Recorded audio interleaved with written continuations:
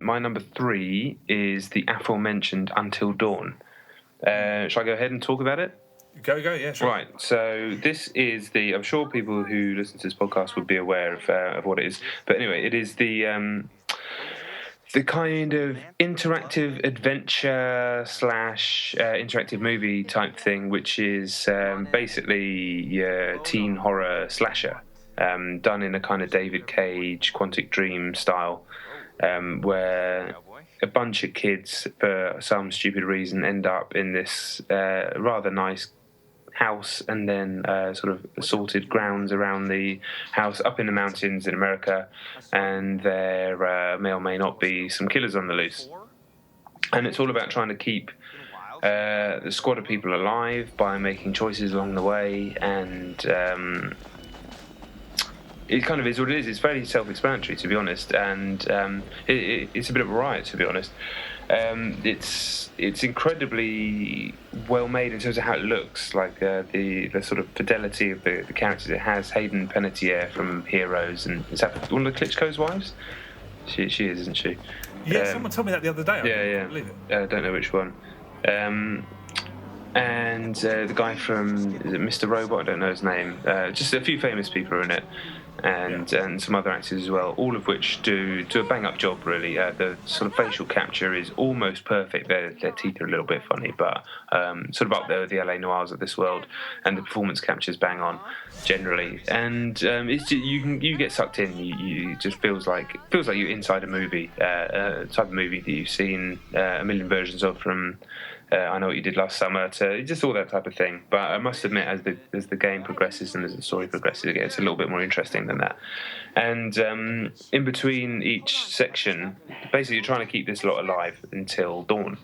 And in between each chapter, I think there's 10 chapters, you sit down in first person and have like a therapy psychiatry session with this really creepy therapist played by, is it Stormare or Stormare? Peter Stormare. I have no idea. Yeah, but you know the guy from fucking Prison Break and a million different things, he plays this really, really creepy shrink, and you kind of, I think you do a Rorschach test at one point, and you're asked to talk about your fears another point and make choices, and I believe those choices directly influence exactly what happens and what you'll see in the game. And the reason I know, or I'm pretty sure about this, is because you asked a question broadly to myself and some others about how we cope with something in the game, and I had not seen anything of that description whatsoever in the game. So it's the thing with all these games about choices and consequences, and whether, they're made more interesting by talking to other people and finding out just how much is or indeed can be different. And it seems like there is a shitload different. I know that you can range from having every character survive to having no character survives, and the range of scenes and things that happen along the way will and can be very different, which is cool. I will say a large amount of the game is sort of plodding forward with a light or a torch, not doing a great deal. The intention seemingly being that it's tense, and you will be scared. But I didn't find the game particularly scary at all. So a lot of that stuff was a little bit plodding. I found the game quite plodding at parts. In as much as I kind of admired and enjoyed it, it wasn't. I actually prefer David Cage's games, even Beyond Two Souls, which is I'm probably the only person to say that. But as flawed as some parts of that game is, I always find it kind of a glorious mess. Whereas Until Dawn, it's almost very good. It's very clinical, almost in what it does.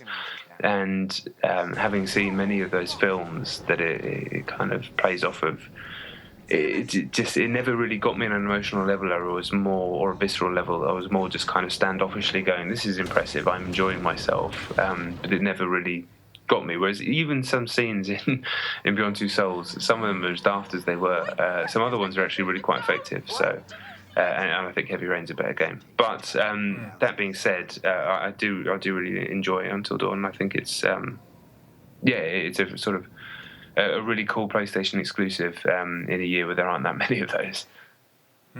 Yeah, no, I've been really enjoying it. I'm only sort of approaching the end, so I haven't finished it yet. But everyone I've spoken to had the same reaction as you. They all say that it's not Heavy Rain, which I agree with also, because that game's kind of written off these days. But yeah, Until Dawn, it's really is enjoyable. I thought I was going to like it, and I really did. Or I really am liking it. I'm right at the end anyway.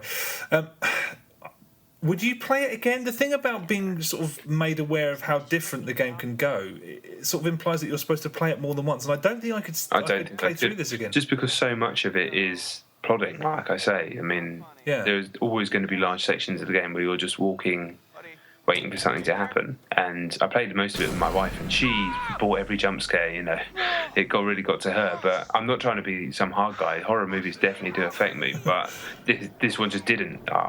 Nothing really scared me. There was a couple of little bits later on which I found creepy and sent a few shivers down my spine. But you know, I play an Outlast, or you know, God forbid I ever put PT on again. But or even a lesser horror game, even some of the Resident Evils.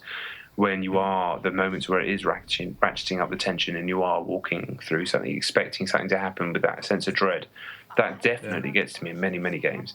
And this is just like, you know, just waiting for something to happen, waiting for a little thing to flash so I can do it. And I don't want to talk badly about the game. It just, though, the thought of doing that again, I don't know if I could. I'd rather just talk to you when you're finished about, you know, exactly what happened in your playthrough and other people's playthrough, and if it is wildly different, that would be cool.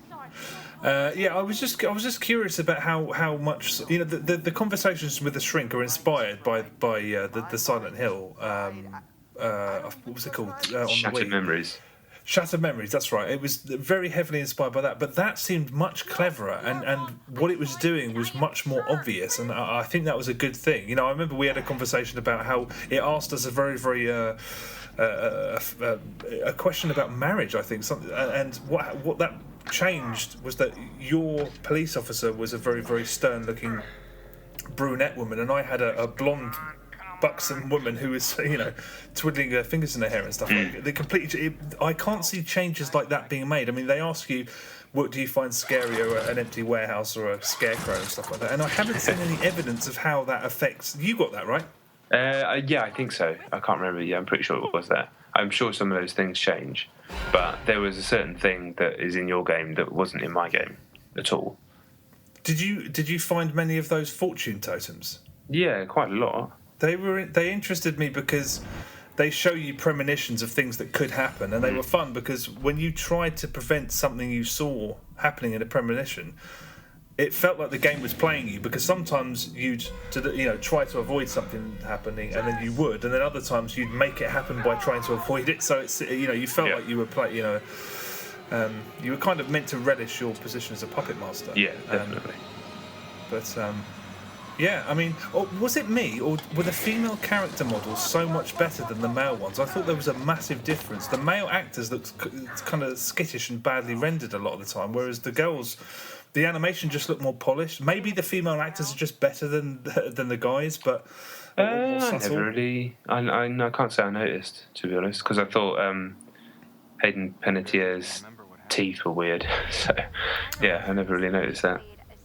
All right. Okay. All right. Well, I mean, it's a very enjoyable game. I don't know if it's got a lot of replay value. It's going to be nice to have it on the shelf in case I'm wrong about that. But I was definitely impressed by it.